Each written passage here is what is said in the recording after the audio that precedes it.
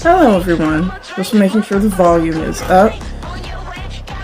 I was going to make some t-shirts earlier, but I didn't, and I got really busy with my business, reselling, and schoolwork, which I'll have to do soon, and I took a nap.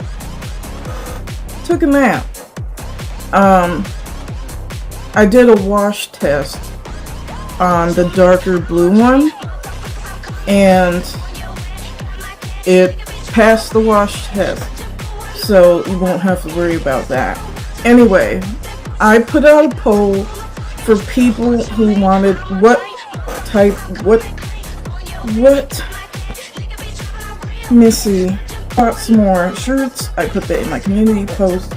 Different colors, white, pink. Why are all children's shirts cotton? And I got off the topic of what I was doing. Blame the cat for that. Anyway. I put out a poll. More people wanted to see the Goblin videos. So I'm doing some newer ones. Just of the really, really old ones. I'm not like Steve, who has the cool music in the background. Maybe I could put some behind. We'll see. Anyway. If the cat would go, I would close the door.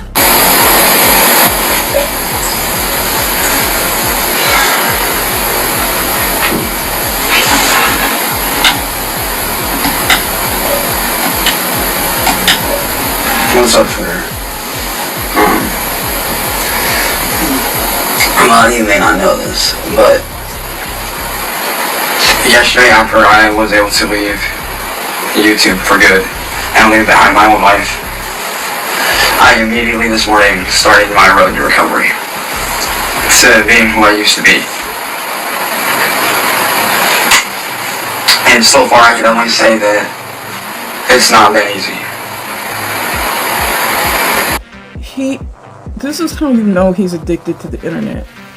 He behaves like anytime he's off the internet, because he's never totally off the internet, he just goes to a different platform.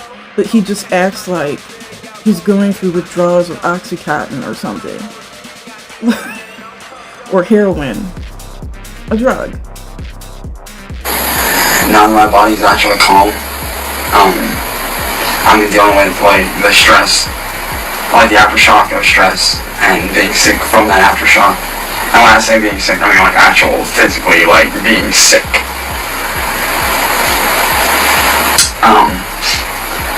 I've been doing what I can to try to get rid of this sickness.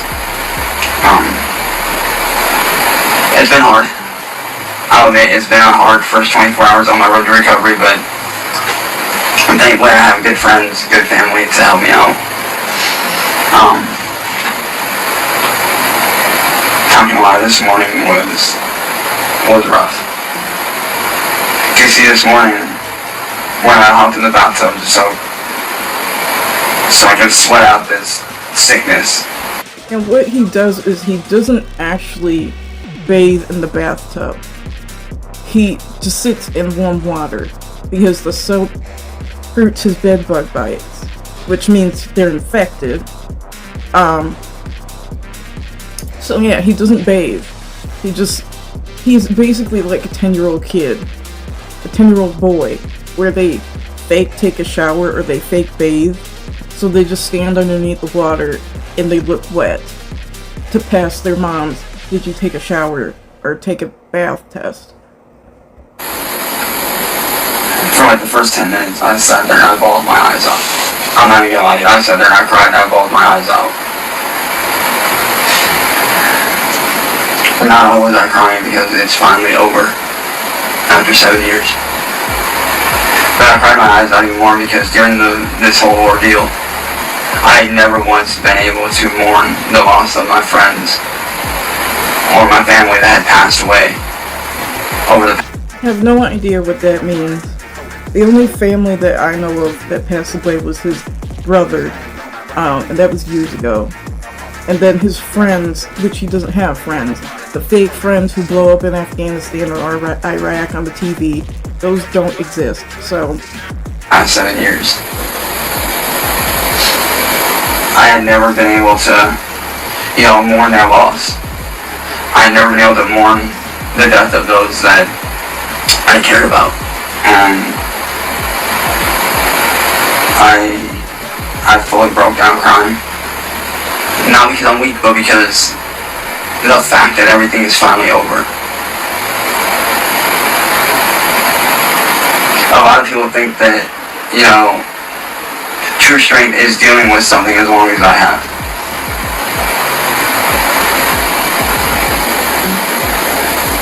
But that's where they're wrong. True strength is being able to get up every day and face each day head on. And fighting to find a way to make the best of it. You know what true strength really is? Is if everyone on the internet hates you, and you cannot be on the internet without causing mayhem. Yes, there's a bird in that window, and she's watching the ladybugs. Is getting off the internet. If being somewhere causes you harm, strength is leaving it. Especially if you're addicted to it. What I've done all these years. So it's not that I've been being strong. I've just been merely keeping my head above the water for as long as I can. And trying to help those along the way that I can to keep them from drowning just like I was drowning. I tried to keep them drowning from the noise of the bullshit just like I was trying to keep myself from drowning from the bullshit of the noise. For 7 years I swam through an ocean of darkness. Didn't know if I was ever going to make it out.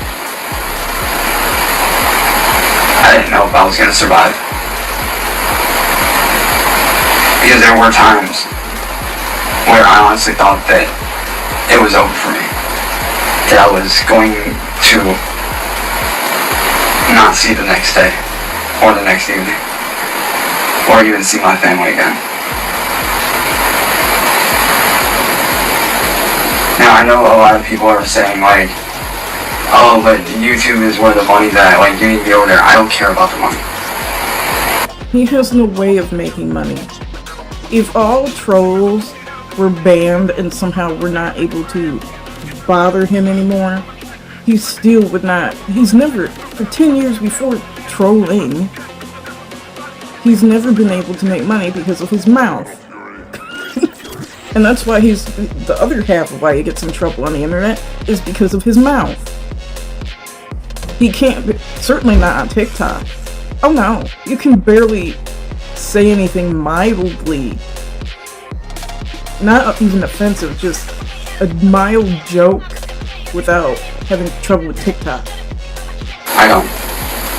I cannot back up or support a platform that allows such hatred on their channel. Not only from people that I've dealt with, but other content creators too that have suffered. There's many other content creators out there that have suffered at the hands of very similar people. He is not a content creator. He does not create content. Unless he just stuck to his gaming and his singing. I know. His so-called music. That would pass as content. This is not content. This is using the internet as a therapist, which is not content. And very, very similar people. So when I speak on how YouTube is a very bad platform and it breeds hatred, I'm not just talking about what I went through. I'm speaking for every content creator as a whole. Every content creator that's dealt with this shit. Which is why I'm not going back onto YouTube ever. Yes, I might make money off my one channel, but I don't care. I would rather pioneer another platform and do my stuff on another platform where I can be appreciated. Where if something goes on, they will do something. There is not a platform that I know of, even like BitChute or like 4chan, where have no moderation. You can basically say what you want. You can be racist, you can be whatever. They're not going to help you. They're just going to house a platform for people to talk. They're not going to do anything. And what is somebody supposed to do when someone is antagonizing other people? I think even as racist as he is, 4chan wouldn't want him. Put your thoughts in the comments. I cannot support a platform like YouTube that does not do anything about this pandemic and this outbreak that's going on in their platform. And as I've stated many times over the last few... Hi, I'm back from dinner. This cat will not leave. So... I understand. I did a lot of bad stuff.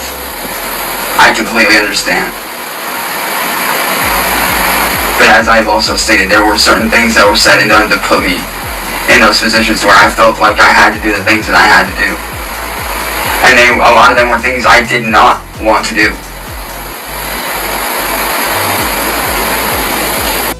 No one can make you do anything.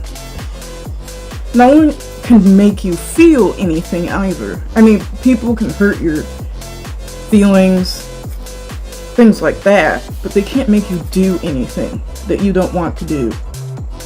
Man has free will. And we now know, like, when Marty does his streams now, he's not even on YouTube. And he's in the Goblin will still flash. So he just likes, he gets a sick sexual thrill. And FYI, psychologically, if you are into criminal psychology, if men flash, it's a sign that they're more likely to be a sexual predator. Because what is flashing? Flashing is, I mean, anybody, you can flash your boobs as a woman, right? But for men, it is, I don't care about your consent. I don't care about how you feel. I don't care if this bothers you.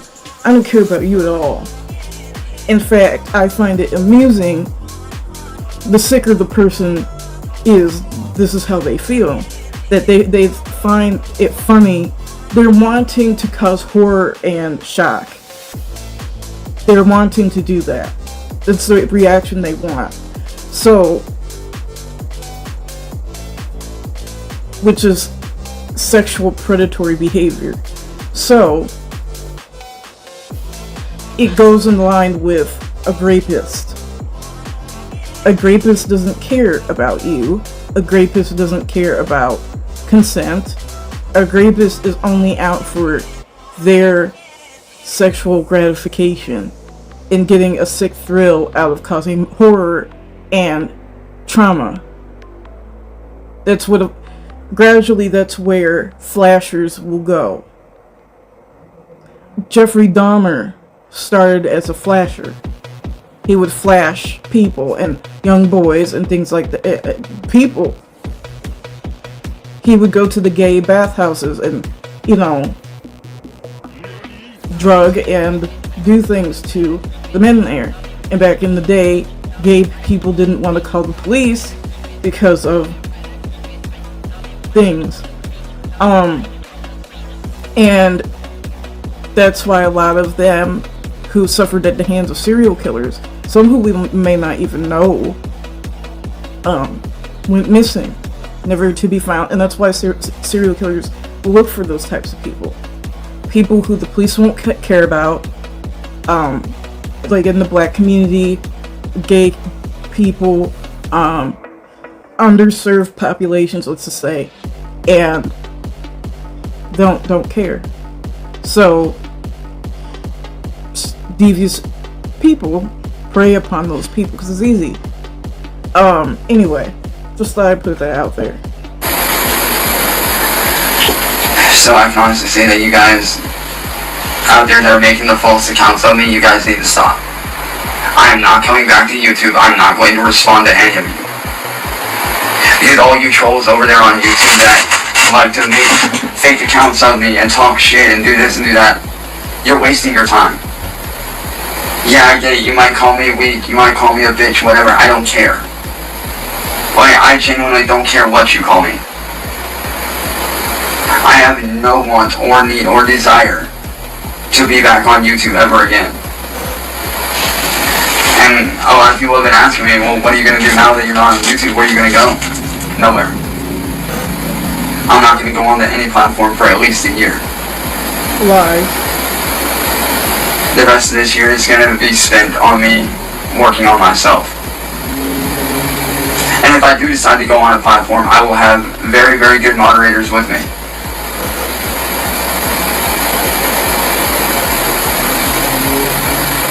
But until I get my physical and mental health right, I will not be on any platform, period. But so far, recovery is going good. I have my first appointment tomorrow to figure out what we can do to speed up the process to heal my body, which I'm excited for. All a doctor is going to say is take an actual bath and or shower or both with soap. Clean up your bedroom. Vacuum the floors or mop them if you have hardwood floor. Debug it and stop leaving food around your bedroom. Wash your sheets, wash your clothes regularly. Missy, you don't need your input. And yeah, be a hygienic human being.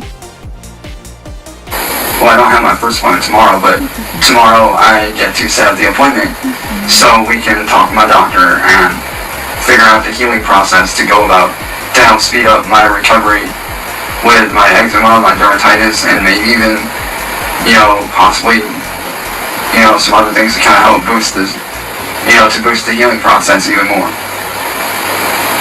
Because a lot of people think that it's easy living with eczema and dermatitis, but it's not. It's painful.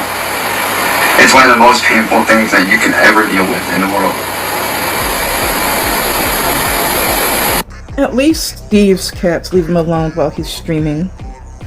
You won't. Why not? Be like Steve's kitties.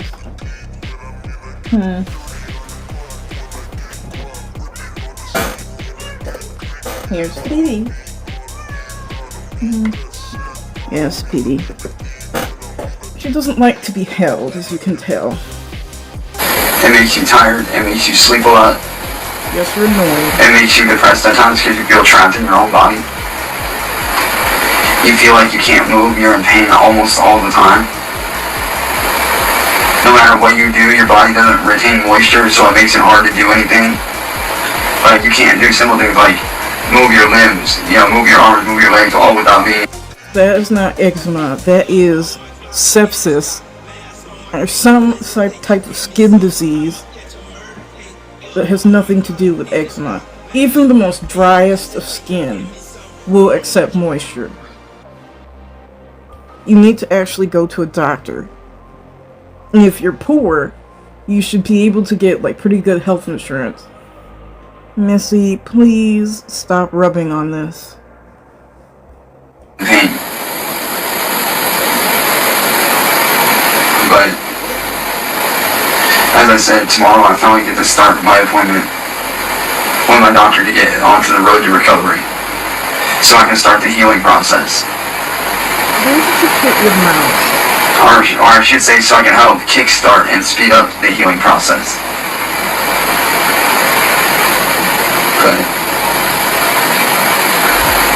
with that being said, I will catch you guys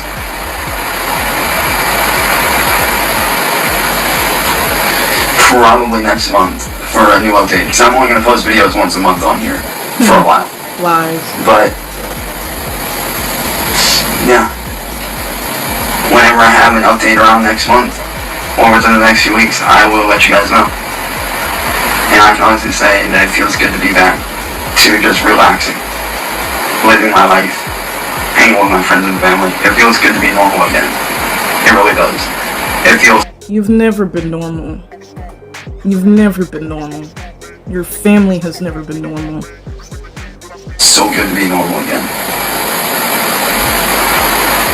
But, I'll see you guys back here for my next update within the next few weeks, or like I said, more than likely the next month is going to be my next update. So yeah, peace. Well, that's the video. I'm going to do another video, so I will see you in a minute.